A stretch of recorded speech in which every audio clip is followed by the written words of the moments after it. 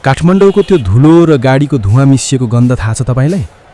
3 वर्षसम्म, हो 3 वर्षसम्म त्यो गन्ध मेरो लागि असफलताको गन्ध थियो। म त्रिभुवन विश्वविद्यालयको एउटा सामान्य विद्यार्थी थिएँ। बिहान सबेरै उठ्यो, कोचाकोच माइक्रोमा झुन्डिएर कलेज गयो, क्लासमा बस्यो, तर दिमागमा केही छिर्दैन थियो।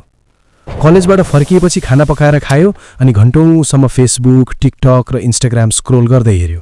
म अल्छीपना र भोलि गर्छु भन्ने बानीमा चुर्लुम्म डुबेको थिएँ। यसरी नै मेरो दिनचर्या बितिरहेको थियो।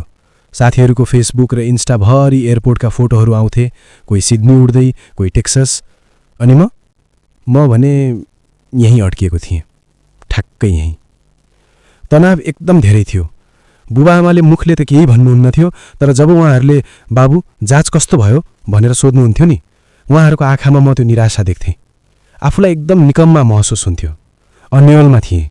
गोजीमा जम्मा 500 रुपैयाँ थियो र दिमाग चाहिँ पुरै खाली। एक रात बत्ती गएको बेला म अँध्याएर कोठामा बसेर मज्जाले रोएँ। त्यही पल मलाई महसुस भयो, मलाई बचाउन कोही आउनेवाला छैन। न सरकार आउँछ, न बुबाआमाले सधैँ धान्न सक्नुहुन्छ, न त त्यो भाग्य नै चम्किनेवाला छ। मैले आफूलाई बेटर बनाउने कसम खाएँ। मसँग एउटा थोत्रो ल्यापटप र इन्टरनेट थियो, बस त्यति। मैले बिस्तारै युट्युबमा आफूलाई कसरी इम्प्रुभ गर्ने भन्ने भिडियोजहरू हेर्न थालेँ।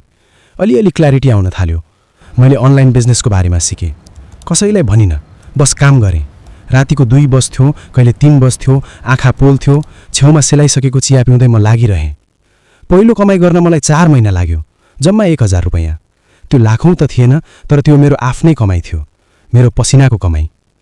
आज म करोडपति त भइसकेको छैन, तर म मेरो कलेजको फी आफै तिर्छु। कहिलेकाहीँ बुबाआमालाई राम्रो ठाउँमा खाना खुवाउन लैजान्छु।